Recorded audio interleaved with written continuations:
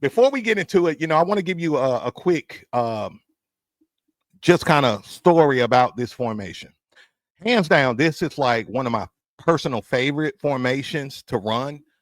It was one of the first formations, guys, that I ever ran as a youth football coach. Okay. It was three formations we ran primarily. It was the single back formation. We ran the Maryland I formation, which we got to do a show on the Maryland I. Well, we did one, but we got to do another one. And we also ran this formation we call the jet formation. Okay. Hands down, the single back formation was like one of my favorite formations to run because it really allowed us to really stretch the field. And we was able to stretch the field. We was able to use our speed guys, but also we had this really big running back, which I'm going to get into a little bit later. And it just made it extremely hard for those linebackers or just players in general to make one-on-one or open field tackles with my running back and with my quite a dynamic quarterback as well. That was a dual threat guy. It was just hard for them to do what they do, right? So if you are, and let's talk about who this for, okay? Let me pull this up and we're going to go down here. I want to talk about who this for. I ran this formation with a 10U team, 9U, 10U team. And I'm going to go right here, okay? This is the single back formation, the base set. Now, we ran this formation with the 9U, 10U team. You can actually run this formation with an even younger team if you like, right? I wouldn't run it with 5U. I wouldn't run it with 6U, but I think a 7U, 8U team could run this formation as well because we ran it 9U, 10U, and we ran it to perfection. Okay. And so let me kind of tell you the personnel we had in this situation. So my first year of coaching, guys, I only had 13 players on my team. 13 players. And one of the players was so young. I think he was just turned 8. Now, this is a 9U, 10U team, and we had a kid that had just turned 8. And I went to the office and I politicked, and I'm like, look, we just need the numbers. We'll make sure this kid, is getting development, things of that nature, get his, the time and things of that nature, playing time and all of that. And they was, all right. If this kid get hurt or something, it's on you, coach, right? So got the kid. We was good, though, with our little 13 players. To my surprise, guys, we were beating the crap out of everybody running this offense.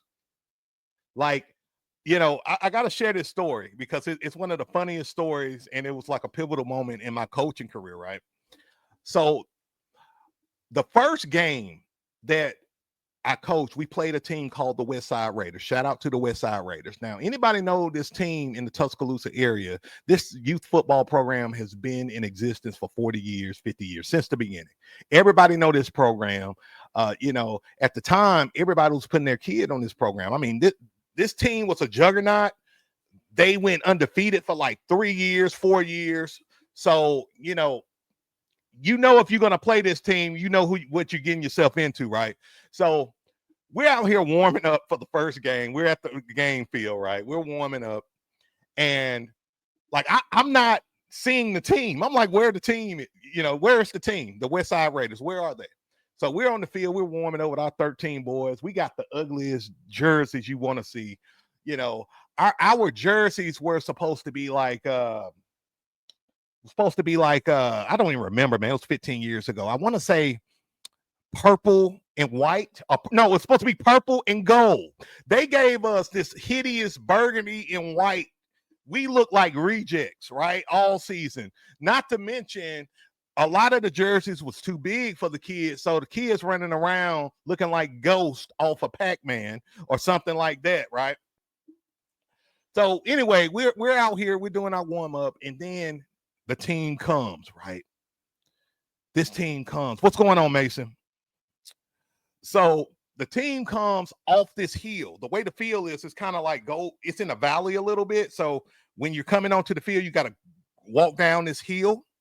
So they come off the hill, and I kid you not, they look like a storm cloud coming off the hill. Their colors were red and silver. Not red and silver, black and silver. They were like the Las Vegas Raiders, right?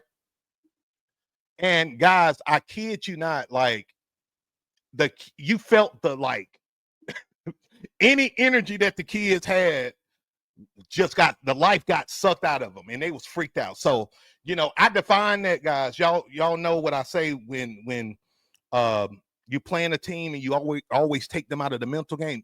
You take their souls, right? Like that team took our souls that first game, right? Or during warmups. And even me, I won't lie, it was my first time coaching. And we're playing this legendary youth football program that's well respected and all of it. They was the standard of the league at the time, right? And I had to just shake that fear away, right? And so I get myself together, I get grounded, and I tell the kids, I said, look, you don't have nothing to be afraid of. You worked your tail off, and then I said a lot of stuff. I went off all of that. Kids said, yes, sir. Make a long story short, we whipped that team, man. We beat the brakes off that team. I think we won like 21-6 or 21-13, something like that. And that was the first game I ever coached. And I knew then that, okay, I could coach. I could do this, right? And fun fact, though, let's get back to the playbook. Check this out. Fun fact, we ran a toss play in this formation, first play of the game, and scored. And I'm trying to find it here.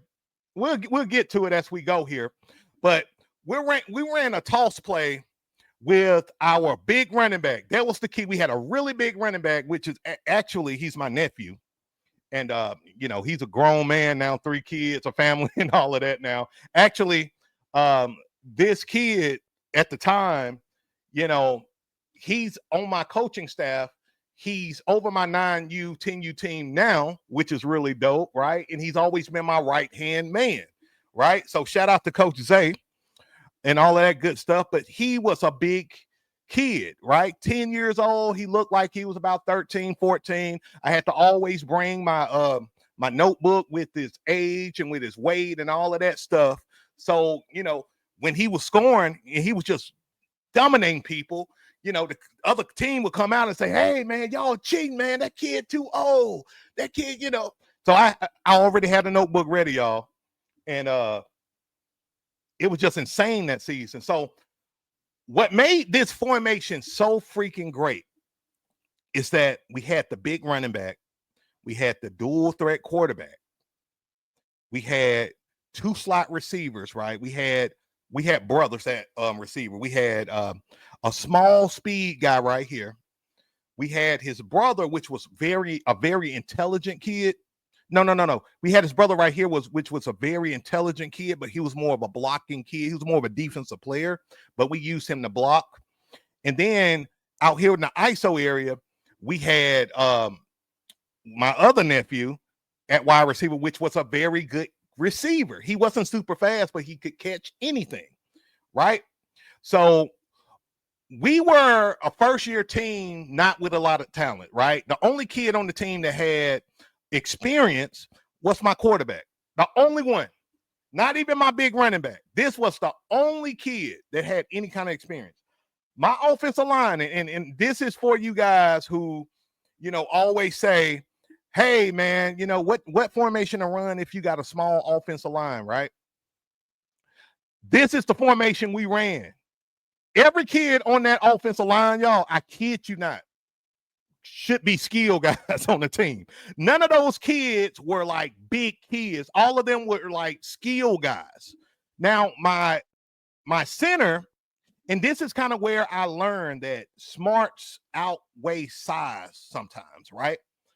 My center should have really been maybe my tight end, right? Maybe my tight end. He smart kid, bookworm. The kid probably a lawyer now. Shout out to Hunter. Kid probably a lawyer or a doctor now. One of the smartest kids I ever had. I had to put him at center because he was the most low risk, error-free kid we had on the team, and just amazing. The other kids I had 2 twins. I had a twin at guard and tackle that was probably 100 pounds, y'all, on 9U10U. Maybe not 100 pounds. I'm being nice, okay? But what made my team so good is our schemes, but also our execution and our blocking. That's why I tell you guys, focus on your blocking.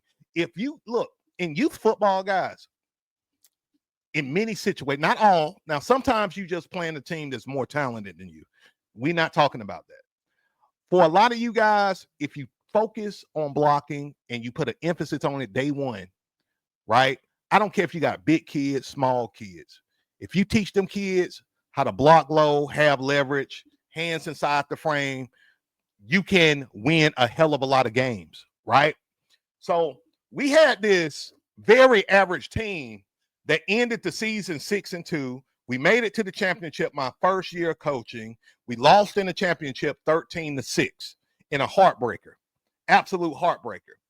But some of my favorite plays, and what I love about this formation, guys, let me say this, is that it's simple.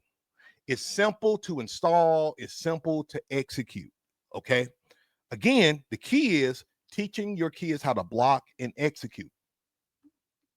And by the way, guys, as I go along here, if you guys have any questions or anything like that, please feel free to drop your questions, and I will answer them. We're kind of going to do a continuation Q&A today, to where I'm just going to answer questions as I go, so we can have the show go fluent and I can get to the questions and the giveaway and all of that good stuff. All right. So another one of my favorite plays in this formation was, we would put our slot guy into motion a lot. We would do a lot of window dressing. We'd use him as a lead blocker, going into the boundary or on the weak side. Man, tons of success. Then, we'll give them the ball sometimes. Sometimes we'll, again, window dress, fake it, and we'll just dive, right? We'll just dive with our big guy. If you got a player, and this is important to note, Coach, if you got a team where you don't have a lot of talent or you don't have a big roster, but you may have a really good running back and you got a quarterback that you need to game manage, like just manage the game, this is the formation for you, okay? This is a great formation to manage the game. And let's just say you got one wide receiver, right, that can catch the ball. That's a legit wide receiver. This is the formation you want to run, and we're going to get to it in a minute. Again, guys, I know in youth football, most youth football teams have one or two guys who are, considered their studs or their best players, right? And usually you guys are going to put them at quarterback, running back, right? That's normal, right? That's standard. This formation really allows your guys to really be able to work without kind of really having a run heavy frame with this 1x2 look. You can play in space and you can do a lot of window dressing and manipulation and a lot of trick plays, right? You can do double reverses. I mean, this is one of my favorite plays we used to do. We didn't really pull the guards. I got it on here where we pull in the guards, but we didn't even have to pull the guards much. We just, I don't know, this play just popped for us every time. And we also got a play that feeds off of this where we just give it to our Y basically with an end around, right? And then we'll come back and give it to our Y again, and they think he's going to go, and we just do a double reverse with it, right? Like, you can get like really, really nasty with it, guys. Another thing you can do is, the passing game is dynamic. If you got a quarterback who can pass the ball, or let's say he can't really pass deep, but he can pass quick game and intermediate game, like, he'll have a field day because you can do quick slants, you can run RPOs, things of that nature. You can put your tight end to action. Just make sure you have your Z off the line of scrimmage so the tight end is not covered, and you can throw it to your tight end in the flats. Like, it's so many things you can do, guys, with this formation. With that being said, are there any questions? Let me see here. Okay, Coach want to know, let's see, pull this up. Coach Neil want to know, what are you using to make the plays? What app or software? Hey, my God, all I use is Microsoft PowerPoint. That's it. Microsoft PowerPoint. I'm old school, okay? I will get my notebook. Like when I'm designing my plays, I got a black notebook upstairs, right? And I will write down the plays that I want, right? Just hash it out, whatever. Once I like what I see on my notebook, then I'll start to create the plays in Microsoft PowerPoint. And that's pretty much it. I've tried to use another app. It's really popular. Y'all help me out in the comments. It's like an Army app. It's like an Army app or something like that. I tried that. I didn't like it. I went back to Microsoft PowerPoint and I was straight. Let me go to my IG folks. And by the way, the giveaway is going on. If you haven't hit that like button or subscribe to the channel, you already missing out. Yeah, Playmaker. Oh, you like Playmaker X. Okay. Yeah, I think I've heard of Playmaker X. I haven't checked it out or anything like that, but that's cool. That's cool, man.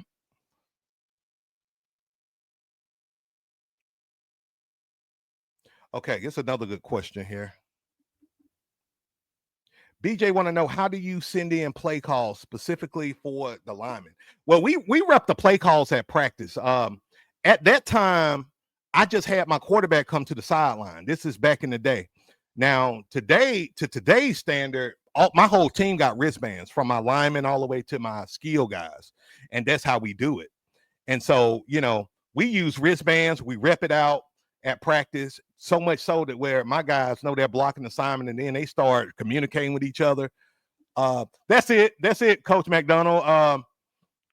Army Edge. I tried to use Army Edge, and I just didn't like it. I couldn't get with it.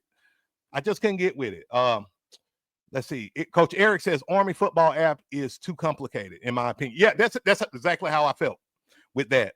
And then too, with the PowerPoint for me, now I'm a content creator, I'm a coach first, but then I'm full-time content creator. So it was important for me to be able to use a system where I can, once I'm done with my playbooks, I can transfer them to PDFs, publish them, right? So you guys can be able to download them in the Playbook store and get them immediately, right? I wanted something that I can be able to do that with. And Microsoft PowerPoint is what I do it with. And for some of you guys who don't know, I was career coach, professional resume writer, executive coach. So when I did resumes, I did Microsoft Word. So I was familiar with the system, and it was just natural and easy for me. So yeah, man, let me see and make sure I get to all your questions, make sure I'm not missing anything. If you're watching the show on Instagram, we are doing a playbook giveaway. Okay. I'm giving away this very playbook to 3 lucky coaches. But this is what you got to do. You got to come on over to YouTube. You got to like, subscribe to the channel, and then you got to participate in this trivia we're going to do in a few minutes and have some fun with it. So if you are watching on IG, make sure you come on over to YouTube. Just type in Coach Beast. You'll see us live right now. And like, subscribe, and then we'll get the ball to rolling with the trivia questions in a minute. All right. Cool. Let's see here. See, Mason says all the coaches can use it, and my older kids that have a phone can have the app and study plays on one time. You know what? I'm glad you mentioned that. Some idea with our plays with our kids, okay, is literally I created a Facebook group, and my kids would literally jump on my Facebook group. Another thing that I would do too, it didn't catch on as much with my kids, but we used my goodness, Miss Beast, tell me the communication app that we use. I think GroupMe, that's it. We use GroupMe, and that allowed us to really communicate. And so we'll put our kids in the group, and I just send the playbook to the kids, and they can always just go on Facebook. They can ask questions. We can do video chat, all of that stuff. That's something we do with our boys too. We use social media and all of that stuff to communicate with our kids, and I use it to put the playbook PDF in there, so the kids can always go in there, study the plays, things of that nature, and we're done. Bada bing, bada boom, right? All right, let's see here. Coach O says, I love the jackknife set. Double wing vibe. Yes, sir. Yes, sir. And we're gonna get into the jackknife set a little bit. And I'm gonna tell you just kind of how we ran it and kind of how we did it too. So great point, coach. So let's continue on, guys. So again, with this, and again, this is just a 1x2 formation, okay? The 1x2 look. All right. We also got a bunch set here where we are just running down teams' throats. We use a lot of power. We'll maximize our blocking. Sometimes we had to do that because we had a small offensive line and just really a small team altogether. So we would go bunch, right? And we'll take it to them there. Again, our scoring players were primarily the quarterback, our halfback, and our Y, our slot, okay? Those really were our three primary scores.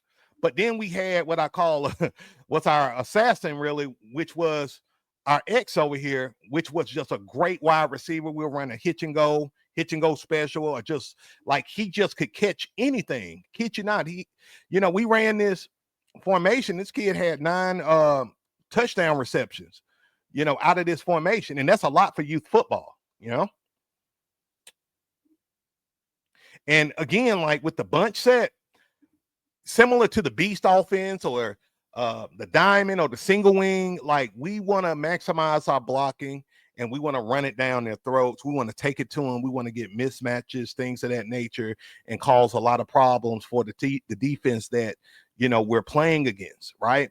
And again, this was just so effective for the team because they were so good at blocking, and because they were skilled guys, they was fast. They had some speed and quickness that allowed them to engage, these defensive linemen that was bigger than them. And let's just be honest about it, guys. Let's just be honest about it real quick. Even though a defensive line may be big, it doesn't mean that defensive lineman is skilled, talented, quick, fast, and explosive. A lot of these kids be on the defensive line and they're big and they may have some strength, but they're slow as Christmas, right? They're slow as Christmas. And so sometimes when you got, and this, of course, there's outliers to this, but sometimes having skilled kids on the line will be to your advantage because you're able to use speed and quickness opposed to, having maybe a big offensive lineman that's slow, kind of sorry, and can't block for real because, all you do is sit and play video games all day. If y'all know how it is. Sometimes you get a big kid and all you can do sometimes is shake your head because he's big. It's almost like he's big for no reason, right? Big for no reason. Like he's big, but he's bad with his form, bad with his technique, slow feet, and you try to develop that kid and you develop them and they improve, they do improve, but some of them are big and they don't have the mindset, the football mindset, and it causes problems. Adam Williams says, this looks like a really easy offense to install. 1,000%, coach. 1,000%. Again, I installed this offense and we talking about 15 years ago now. So forgive me if my memory is not that sharp on it. It only took us like 2 weeks, maybe a week, 2 weeks. It took a little longer. It took a little longer because it was my first year coaching. So I was figuring it out just like they was figuring it out as well. You know what I mean? Coach Toby, what's going on, my guy? Hope you're doing good. Shout out to you, man, from Sacramento, California. Shout out to you, bro. All right, let's see. Hey, Coach Vincent said they done in the first quarter, not in shape. Facts. I mean, these days when I coach, like the last team I coached, really the last probably 5 years I coached, we had really big boys. I mean, we had 220 pounders, 240. The biggest kid I had, I think, was 260, 265. One of my best linemen, this kid, he's playing high school ball now. And this kid gonna, he D1. This kid D1. Shout out to him. How deep is the alignment? I had my H-back about 5 yards off the ball. It was 5 yards, coach. Yes, sir. You can go deeper. Like some guys go deeper. I like to play fast. I don't like to play too deep. And then I had a really big guy. Like, I kid you not, Coach Zay, or when he was a little Zay, he was actually like big. He had like a Derrick Henry size to him. And if y'all think I'm bullshitting with you, this kid ended up going to play college basketball. He's six. I'm 6'5", guys. He's taller than me. He's about 6'6" now. Uh, he's about my size, 280. 275, 280. We about the same size. We actually look alike. We look a lot alike, which is kind of funny. But he was just a big kid that turned into a basketball player. But I told him, and he tell me to this day, Coach, look, I should have listened to you in high school. I told him in high school, dude, play football. Like, he decided not to play because he had a crazy ass basketball coach who just wanted the basketball players to stick with one sport. And in high school, the kid was 6'4", like 220, and could run a 4.4. You know what I mean? And I told him to look, man, you need to play football and play wide receiver or tight end. You will go somewhere far. And he did well in school, but he regret to this day that he didn't play football. He did a little semi-pro and stuff like that, but that's neither here nor there. All right. All right.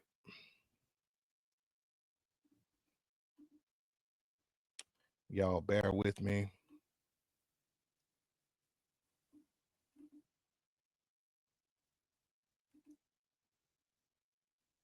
All right, guys. Without further ado, let's talk about this jackknife set. So let me tell you about this jackknife set real quick and just kind of how I used it. We had the same kids, the same look, okay? But we wanted to do something that would try to flex us a little bit, meaning that we didn't want to just always be north and south or too predictable. We wanted to kind of give a different look. If you guys notice, this formation looks a lot like a double wing formation, and one of you guys made mention of that. And it kind of is, and that's kind of how we wanted to run it. It was kind of our situational formation because, again, we'll run the single back offense, we'll run the Maryland I formation, and we'll run the jet. And then this was kind of a specialty formation for us when we knew that we wanted to kind of give a different look and kind of window dress. So, we still had our big back here, and we'll send a lead blocker off the edge to be a lead blocker and just kind of give him momentum, getting tossing things of that nature. The offensive line, I just had them down block, right? Just had them down block. Now, with our offensive line now, and with some of you guys, you don't have the type of line that I had in terms of size, okay? And with experience. If you got a lot of first timers, all you got to do is down block. Don't worry about the wide zone and teaching the wide zone yet. Just have your kids down block or dry block, helmet on helmet, right? Just have them do that.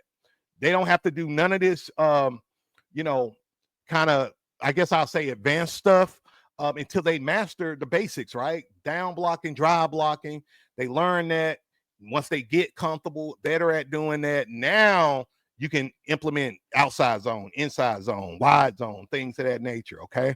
So I don't want you to look at this and be like, oh, man, how I'm going to teach wide zone. You don't have to do it, especially if you got a lot of first-timers or kids that on your team that's not at that level yet, okay? That makes sense? All right. If that makes sense, give me a hell yeah in the comments because I want to make sure y'all are understanding this and grasping this because I want you guys to win and I want you guys to think about this in a very simple and practical way, a way to where, you don't have to get overwhelmed as a coach because I've been there before where I'm trying to teach something or I'm like, I'm thinking to myself, how in the hell am I going to teach this concept? Damn, I never did this before. How am I going to do it? And or who am I going to talk to? And like me, guys, y'all know my story already. Like I didn't have a mentor. I didn't have nobody to talk to bounce anything off of. I had to figure that shit out all by myself, right? I had to figure it all out by myself. And it's I'm a goal getter and I'm always going to figure it out. But like it would have been great to have somebody, have a Coach Beast, for example, that I can ask questions, to and go from there.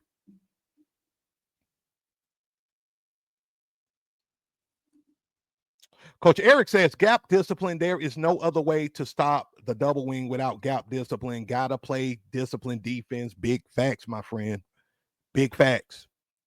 Like if you don't play gap discipline against offenses like the double wing, flex bone, triple option, diamond formation, you're gonna get burned. Ask Alabama. I'm still salty about that game. Alabama lost to Vanderbilt, and Vanderbilt was running basically the diamond formation, and they was running triple option, right? And so, the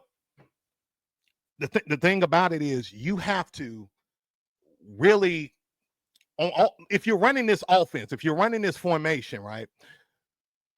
Tell your kids to play smart. If you know your kids you got maybe not be naturally talented, tell them to use their mind, because you get a lot of kids who may not be naturally talented, but they're smart as hell, right? And so when you teach these kids how to play smart, and you're going against a defense that may be aggressive, but they're not smart and they don't play gap discipline, and they overshoot their gaps and bad gap fits and things of that nature, there you have it, right? Running the problems. You can gash a good defense in this offense, if you teach your kids proper blocking and how to read their running lanes. You're gonna have a field day, guys. Do you think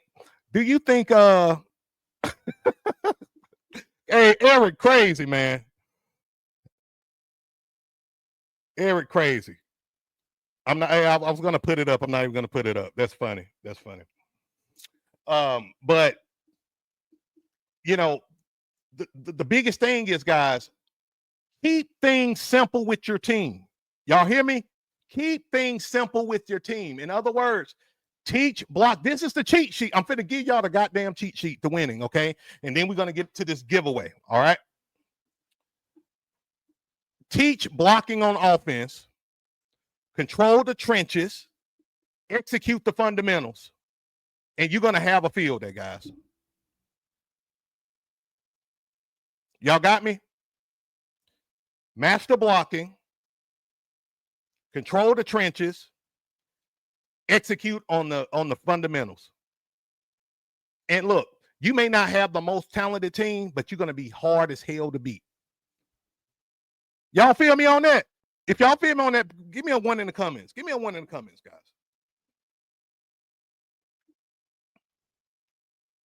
Like I want to get really like practical with you guys. I want to get really fundamental with you guys, because I want you guys to really grasp this and understand everything that I'm talking about. And of course, if you got questions, let me know. Like a lot of this coaching stuff, guys, I'm gonna be honest with you. Like it's all about development and teaching the right stuff. It took me years to, like, literally, it took me one day, like sitting down, coming home after a game, and I was just reflecting on like the teams we play, because like in the league we're in, like basically 4 teams play that night. So like you either got the first game or the second game that night on field 1, right? And then another team, playing on field 2, and then they have another game. So, we were playing a team, game over. So I will stay afterwards and I'll just watch the games, enjoy myself. I ain't got shit else to do. At that time I was a single dude, all of that. Haven't met the beautiful Miss Beast yet, all of that stuff. You know how it is. Whoop-de-doo, right? And I would just stay and watch these games, right?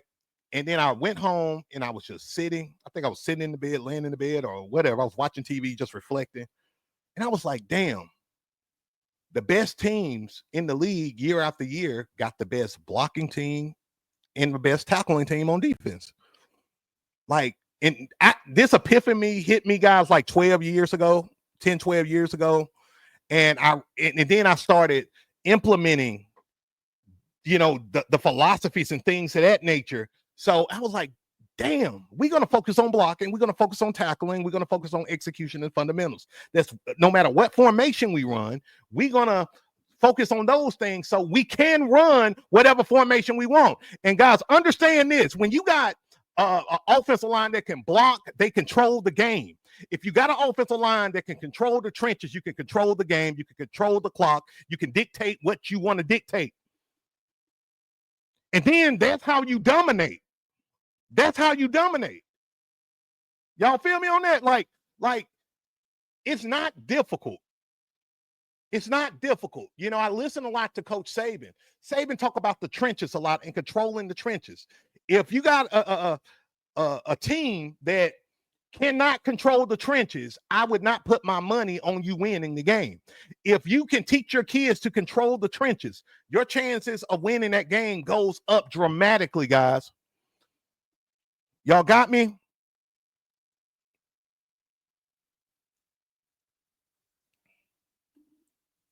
Coach Michael says, I ran the Reaper. He's talking about the 4-4 Reaper defense and only lost one game last year. Big shout out to you, my guy. Hey, man. Shout out to you, bro, man. Congratulations, man, for putting in the work, man. And congratulations to your squad, coach. That's awesome, bro.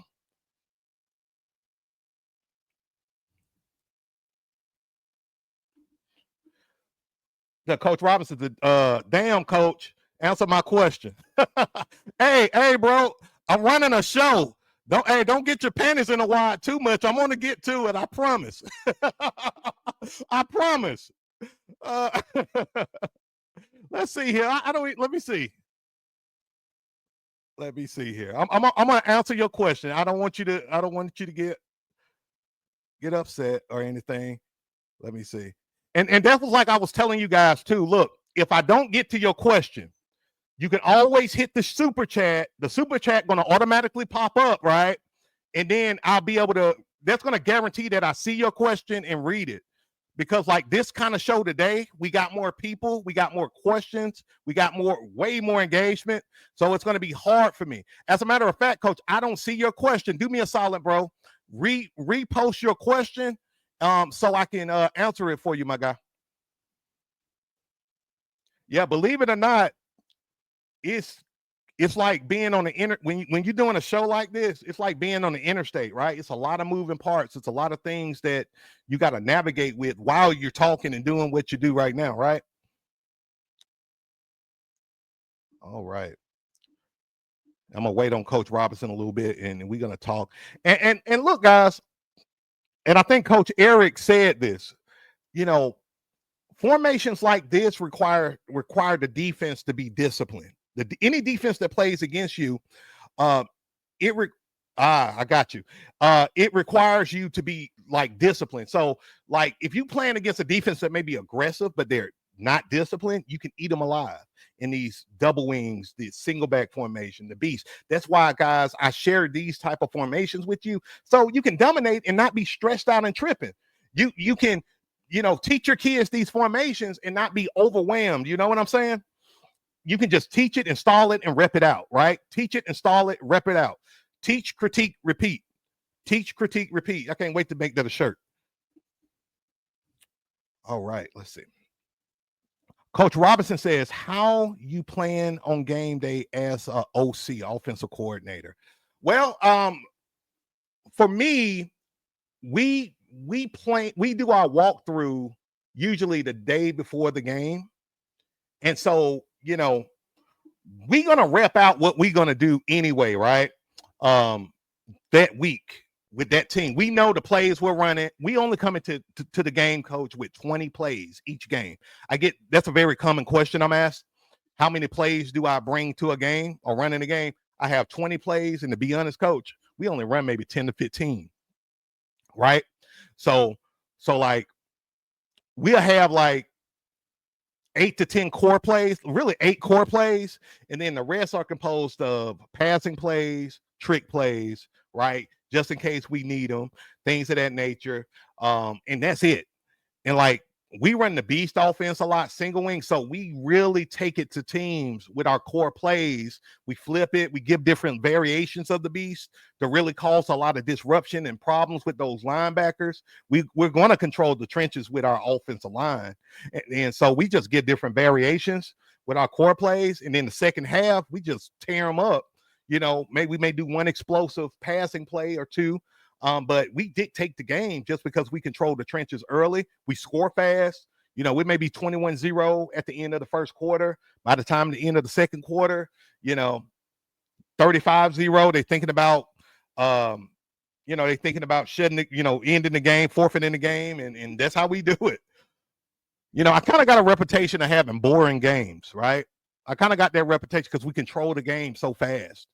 I like boring games because I like to control the game. Y'all know what I mean? So awesome.